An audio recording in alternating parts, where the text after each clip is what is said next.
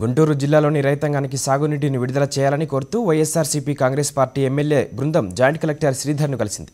జిల్లా పార్టీ అధ్యక్షులు మరి రాజశేఖర్ ఆధ్వర్యంలో ఎమ్మెల్యేలు క్యాంపు కార్యాలయంలో జేసీని కలిసి సాగునీరు లేక రైతులు ఎదుర్కొంటున్న ఇబ్బందులను వివరించారు. అనంతరం మాట్లాడిన నేతలు జిల్లాలో పంటలన్నీ ఎండిపోతున్నా ప్రభుత్వంలో ఏమాత్రం చలనం రావడం లేదన్నారు. రైతు సమస్యలపై కలెక్టర్ను కలవడానికి గత కొంతకాలంగా ప్రయత్నిస్తున్నా ఆయన అందుబాటులో ఉండడం లేదని, కలెక్టర్ని కేవలం పేపర్లలోని ఫోటోలలో మాత్రమే చూడాల్సి వస్తుందన్నారు.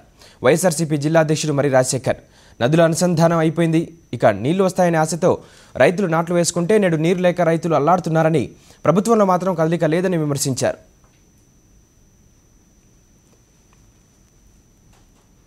ప్రభుత్వం ఊదరగొట్టింది.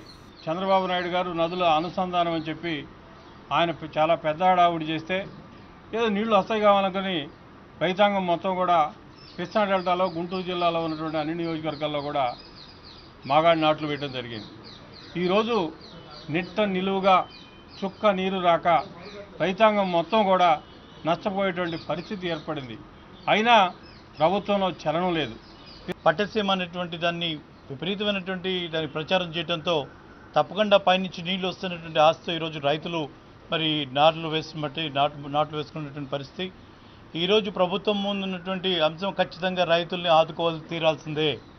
ఇవాళ పంటలు వేయొద్దన్నా కూడా ఆగేటువంటి పరిస్థితి లేదు. పంట వేయకపోతే వాళ్ళకి ప్రత్యామ్నాయం చూపించడానికి ఈ ప్రభుత్వం దగ్గర ఎటువంటి మరి ప్రత్యామ్నాయం లేదు.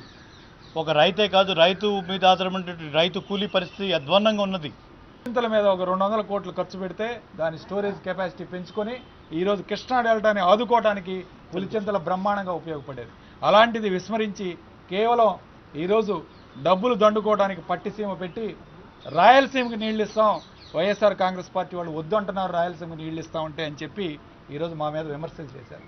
రాయలసీమ కర్మ అంత దూరం కాదు, కృష్ణా డెల్టాకి నీళ్ళు ఇచ్చి ఈరోజు కృష్ణా డెల్టా రైతుల్ని ఆదుకోవాలని చెప్పి ఈరోజు మేము డిమాండ్ చేస్తున్నాం. మరి ఇదే జిల్లాకి సంబంధించినటువంటి మంత్రి, వ్యవసాయ శాఖ మంత్రి, ఆయన రైతులను ఆదుకోవాల్సింది పోయి రైతుల కష్టాలు పట్టించుకోవాల్సింది పోయి ఆయన చంద్రబాబుకు తోడుగా మరి ఈ రోజున మేము భూసేకరణ చేస్తాము, మేము బలవంతాన్ని భూములు లాక్కుంటామని చెప్పి బెదిరిస్తూ ఉన్నాడు. ఖచ్చితంగా చెబుతున్నాం, రైతు లేనిదే మరి రాజ్యాలు లేవు, మీరు లేరు. ఇప్పటికైనా సరే ముందు చూపుతోటి మీరు మేల్కొని ఖచ్చితంగా కృష్ణా డెల్టాని, నాగార్జున సాగర్ని మీరు బతికించాల్సిందే. రైతు లేకపోతే కౌలు రైతు కూలీ దెబ్బతినే పరిస్థితులు వస్తూ ఉన్నాయి. కాబట్టి రాబోయే రోజుల్లో కిలో బియ్యం 200 రూపాయలు కూడా అమ్మే రోజుల్ని మీరు తీసుకురాబోతా ఉన్నారు. ఖచ్చితంగా మీరు మారాలి, రైతుని బాగు చేయాలి. వీటికి తక్షణం నీటిని విడిపించాల్సిందిగా మిమ్మల్ని అందరినీ డిమాండ్ చేస్తా ఈ సందర్భంగా చెప్తాను.